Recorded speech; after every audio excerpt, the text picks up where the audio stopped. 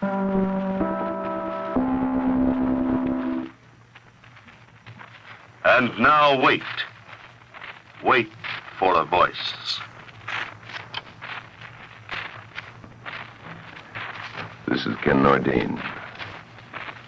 I come to you from out of darkness into a single point of light.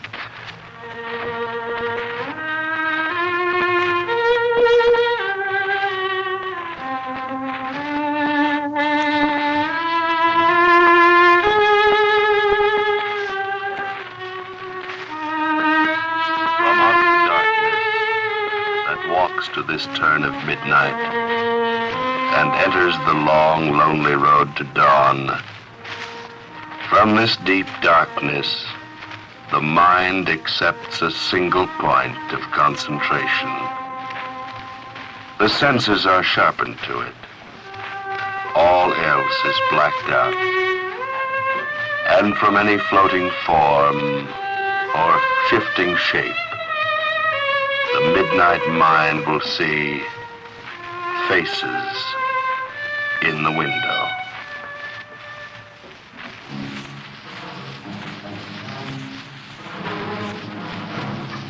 The Red Death had long devastated the country. No pestilence had ever been so fatal to so hideous.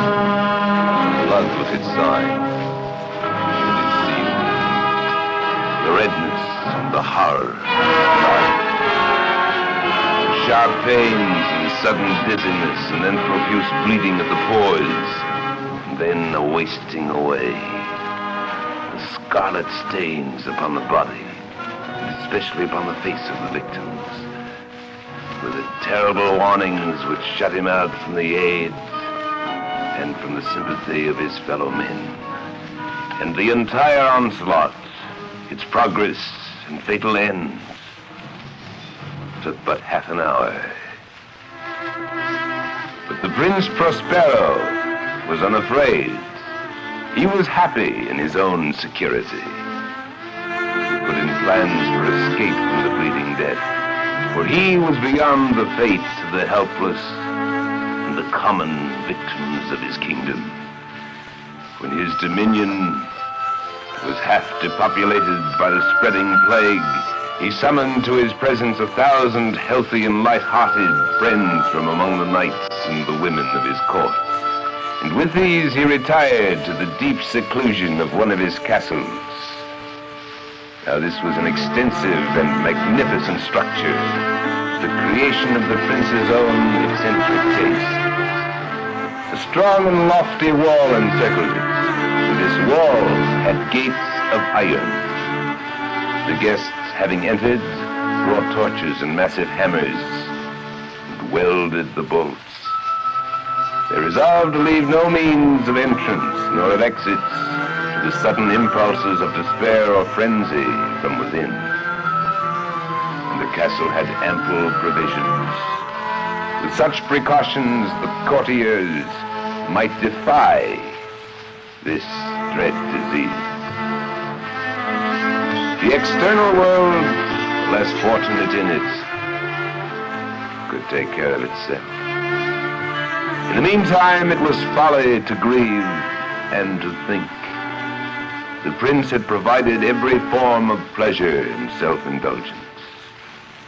There were clowns, ballet dancers, magicians, musicians, and there was beauty, and there was wine. All of these and security were locked inside. Outside on the open plain, there was the Red Death. It was toward the close of the 5th or 6th month of his seclusion, and while the pestilence raged most furiously in the land, that the Prince Prospero entertained his 1,000 friends at a masked ball with the most unusual magnificence. It was a voluptuous scene, that masquerade. But first let me tell you of the rooms in which it was held. There were 7, an imperial suite, The rooms were so irregularly placed that it was possible to see but little more than one at a time. There was a sharp turn at every 20 or 30 yards, and at each turn, a novel effect. To the right and left, in the middle of each wall, a tall and narrow Gothic window looked out upon a closed corridor, which wound around the suite. These windows were of stained glass, whose color varied in accordance with the prevailing hue of the decorations of the chamber into which it opened. The room at the eastern extremity, for example, was hung in blue, and vividly blue were its windows. The second chamber was purple in its ornament and draperies, and here the window panes were purple. The third was green throughout, the fourth was furnished and lighted with orange, the fifth with white, the sixth with violet, and the seventh apartment was closely shrouded in black velvet tapestries that hung all over the ceilings and down the walls, falling in heavy folds upon a carpet of the same material and color. But in this chamber only the color of the windows failed to correspond with the decorations. The panes here were scarlet, a deep blood color. Now, in no one of the 7 apartments was there any lamp or candelabra. There was no light of any kind emanating from lamp or candle. But in the corridors that ran winding through the suite, there stood opposite to each window a heavy tripod bearing a brazier of fire that projected its rays through the tinted glass and so glaringly illuminated the room. And so there was produced a multitude of gaudy and fantastic appearances. But in the western or black chamber, the effect of the firelight that streamed upon the dark hangings through the blood-tinted panes was ghastly, and produced so wild a look upon the faces of those who entered that there were few of the company bold enough to set foot within that room at all. It was in this apartment also that there stood against the western wall a gigantic ebony clock, its pendulum swung to and fro with a dull, heavy, monotonous clang.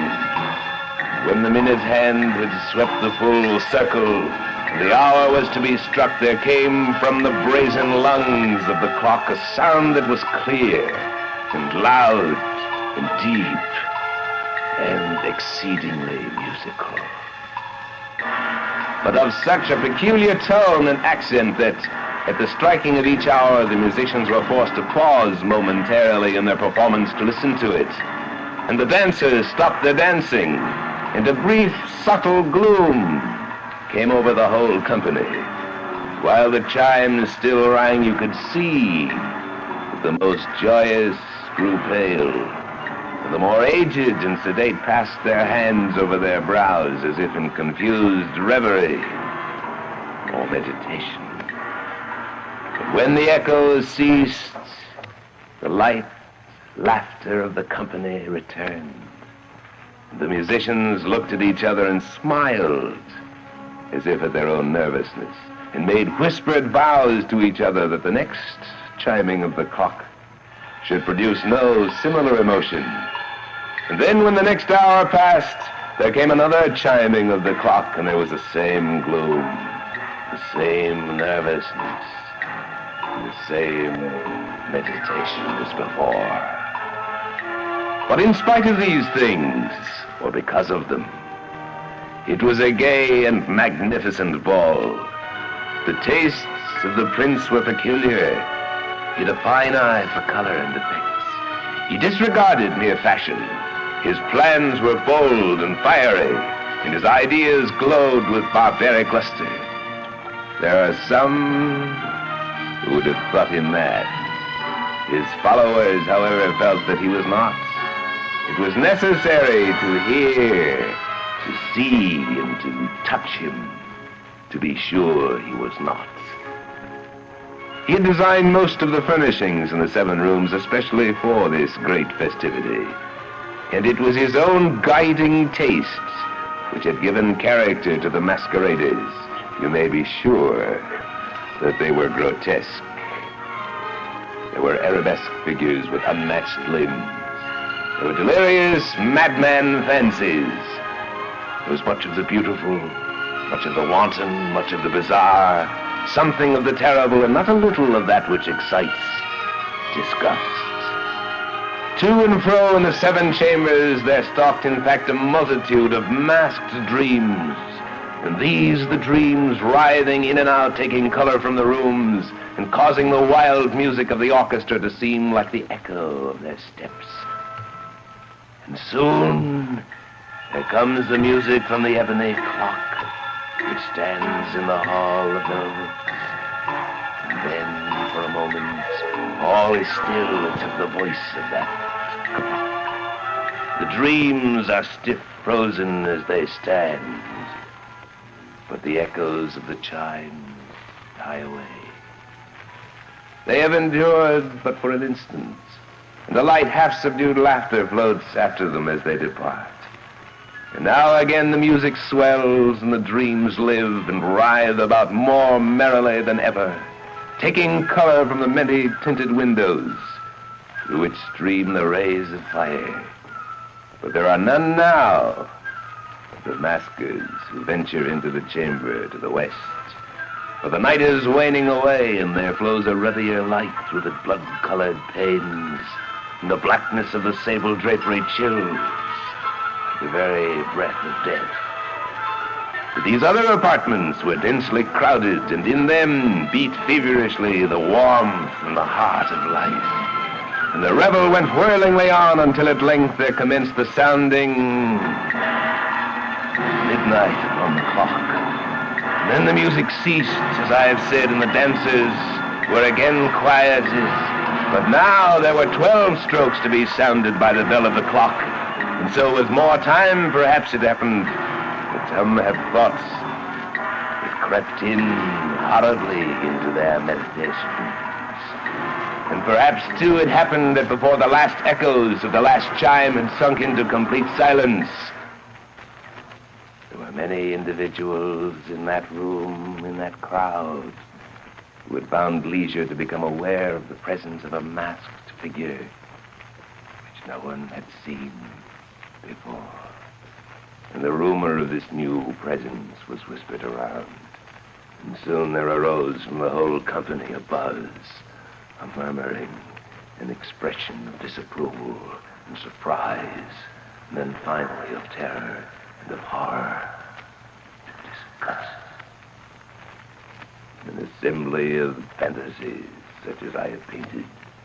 It may well be supposed that no ordinary appearance could have excited such tension.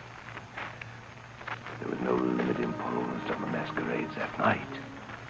But the figure in question had out-Heroded Herod, had gone beyond the bounds of even the prince's boundless taste. There are chords in the heart of the most reckless which cannot be touched without emotion.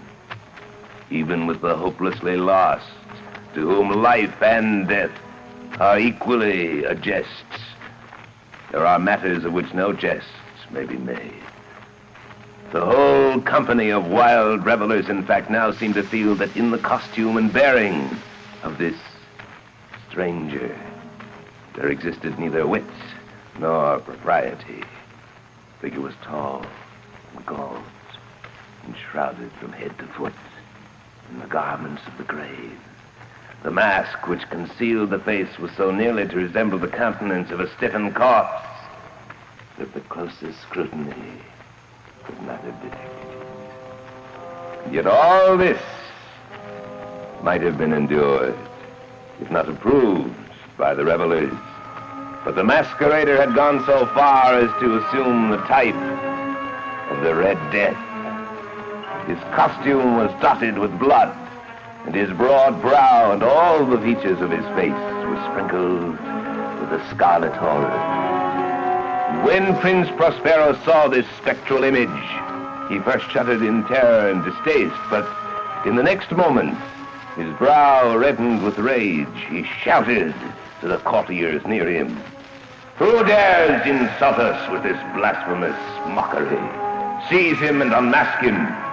that we may know whom we hang at sunrise on our battlements. It was in the eastern or blue chamber that the Prince Prospero stood as he spoke these words. They rang throughout the 7 rooms loudly and clearly, for the prince was a bold, robust man, and the music had become hushed at the waving of his hand. It was in the blue room where stood the prince, with a group of pale courtiers by his side. At first, as he spoke, there was a slight rushing movement of this group toward the intruder.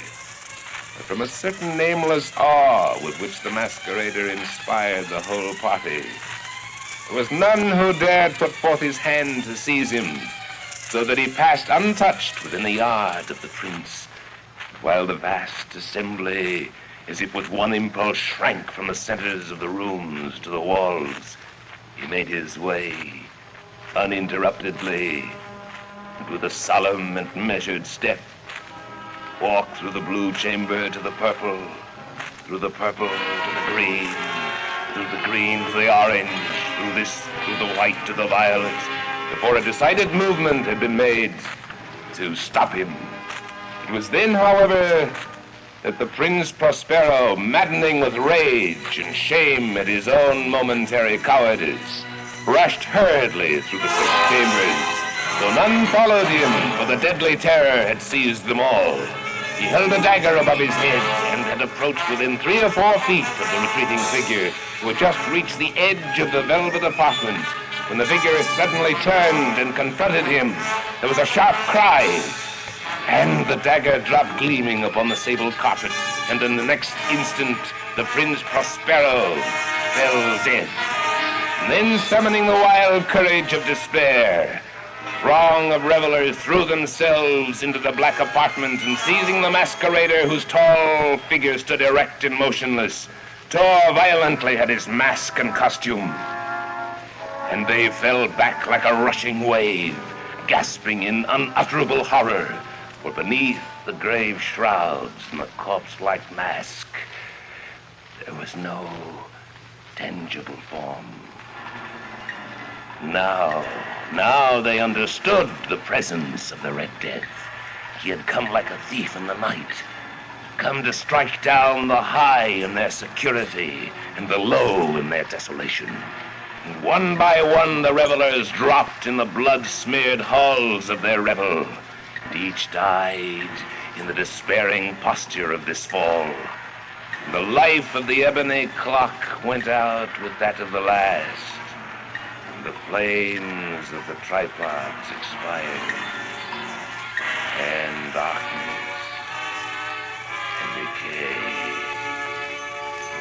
and death has illimitable dominion over all.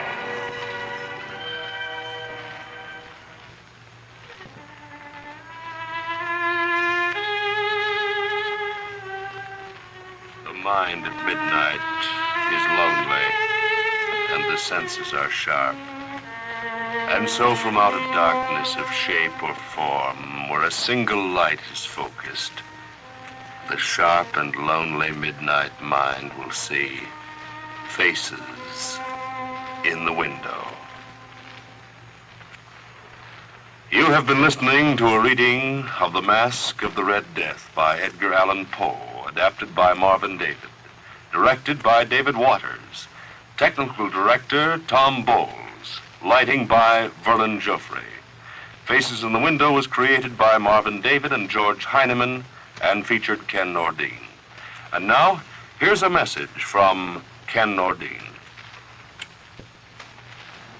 I want to say very few brief words of thank you to the many, many people who have written both me and Faces in the Window. And if you would like to have this program continue, we would appreciate your letters. Also, we would appreciate knowing the kind of stories that you would like to hear. And so until next Saturday, good night.